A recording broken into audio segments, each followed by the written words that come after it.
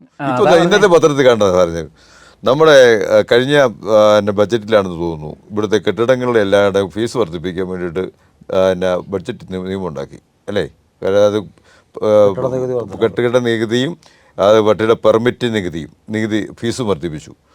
അത് കഴിഞ്ഞപ്പോഴത്തേനും അത് 60% കുറയ്ക്കാൻ തീരുമാനിച്ചു ഈ കഴിഞ്ഞ ഇത് രണ്ടും ചട്ടങ്ങൾ ഉണ്ടാക്കാതെയാണ് ചെയ്തത്. ഒരു നിയമം എന്ന് പറഞ്ഞാൽ നിയമത്തിന് ചട്ടവുമുണ്ട്, നിയമവുമുണ്ട്, ചട്ടമുണ്ട്. ചട്ടം ഉണ്ടാക്കാതെയാണ് ഈ രണ്ട് കാര്യങ്ങളും ചെയ്തിരിക്കുന്നത്. കൂട്ടാൻ തീരുമാനിച്ചതിനും ചട്ടമില്ല, കുറയ്ക്കാൻ തീരുമാനിച്ചതിനും ചട്ടമില്ല. ഈ വോക്കൗട്ട് ചെയ്യുമ്പോഴത്തേനും ഇതെങ്ങനെയും പാസ്സാക്കി എടുക്കും, പിന്നെ തോന്നിയ പോലെ നടപ്പാക്കുക. എത്ര ടൈംസാണ് ഈ നികുതിയൊക്കെ കൂട്ടിയേക്കുന്നത്? എന്നിട്ട് ഇതിനു വേണ്ടി 4 ലക്ഷം പേരുടെ കയ്യിൽ നിന്ന് പൈസ കൂടുതൽ മേടിച്ചിട്ടുണ്ട്. 4 ലക്ഷം പേരുടെ നിന്നാണ് പൈസ കൂടുതൽ മേടിച്ചിരിക്കുന്നത്. അവർ ഈ പോർട്ടൽ വഴി ഇതിനുള്ള 2 സോഫ്റ്റ്വെയർ ഉണ്ട്. ആ സോഫ്റ്റ്വെയർ റിക്വസ്റ്റ് ചെയ്തിട്ട് ആര് കൊടുക്കാൻ? 2025 വരെ കണ്ട സമയമുണ്ടെന്ന് പറഞ്ഞാൽ 5 ദിവസം കൊടുക്കുന്നില്ല. ആനയുടെ വായിലേക്ക്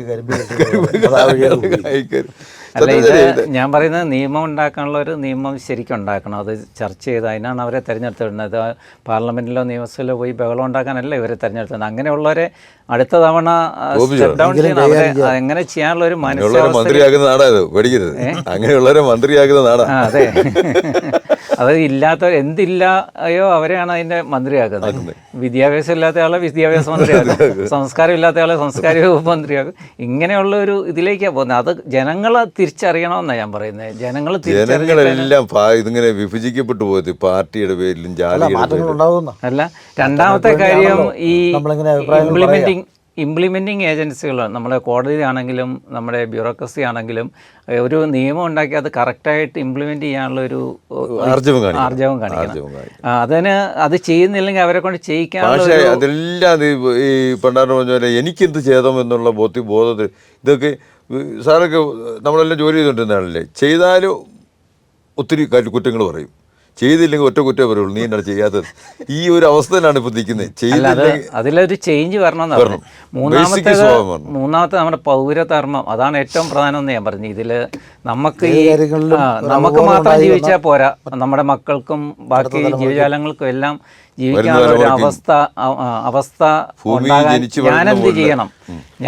അതാണ് ഏറ്റവും ഇമ്പോർട്ടൻ്റ് ഇതിൽ. അതിൽ എനിക്കെന്ത് ചെയ്യാൻ പറ്റും, ചെറുതാണെങ്കിലും എനിക്കെന്ത് കോൺട്രിബ്യൂട്ട് ചെയ്യാൻ പറ്റും എന്നുള്ളത് ഓരോരുത്തരെയും ചിന്തിച്ചെങ്കിൽ നീ അഴിമതി കാണിച്ചില്ലെന്ന് പറഞ്ഞു മേടിച്ചിരുന്നു, നീ കൈക്കൂലി മേടിച്ചിരുന്നു, നാട്ടിലെ കൈക്കൂലി മുഴുവൻ നിന്ന് പോകുമെന്ന് ചോദിക്കുന്ന കൊണ്ട് സ്വഭാവമായിട്ട് നിൽക്കരുത്. ഞാൻ മേടിക്കാതിരുന്നാൽ മറ്റുള്ളവരും മേടിക്കില്ല. അത് ആ ഒരു ചിന്തയിലേക്കാണ്. സ്വയം നന്നായിരുന്നൊരു അഭിമാനഭാവത്തോടെങ്കിലും.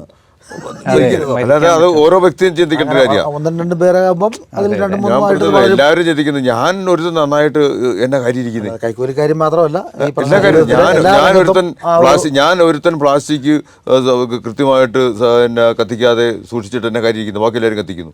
ഞാൻ ഒരുത്തൻ തോട് വൃത്തിയാടാകാതിരുന്നിട്ട് എന്നെ കാര്യമിരിക്കുന്നത്, ഞാൻ ഒരുത്തൻ ചെടി വെച്ചിട്ട് എന്നെ കാര്യമിരിക്കുന്നത്. ഇങ്ങനെയാണ് ഓരോരുത്തരുടെ ചോദ്യം. അവസാനിപ്പിക്കാമെന്ന് എനിക്ക് തോന്നുന്നു. നമ്മുടെ ജനാധിപത്യത്തിന് 75 വയസ്സാണ്. അമേരിക്കയൊക്കെ ഏതാണ്ട് 300 വർഷത്തെ പാരമ്പര്യത്തിലാണ്. അപ്പം നമ്മുടെ വളർച്ചയുടെ പാതയിലാണ്.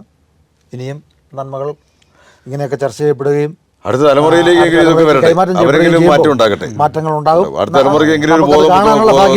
ഉണ്ടാകുമെന്ന് പ്രതീക്ഷിച്ചുകൊണ്ട് പ്രതീക്ഷിക്കാം. നമ്മളൊക്കെ മരിക്കുന്നതിന് മുമ്പ് നല്ലൊരു ഭാരതവും നല്ലൊരു ലോകവും നിയന്ത്രിതമായ ചൂടോടുകൂടിയ ഒരു പ്രപഞ്ചവും ഉണ്ടാകട്ടെ എന്നാണ് എൻ്റെ.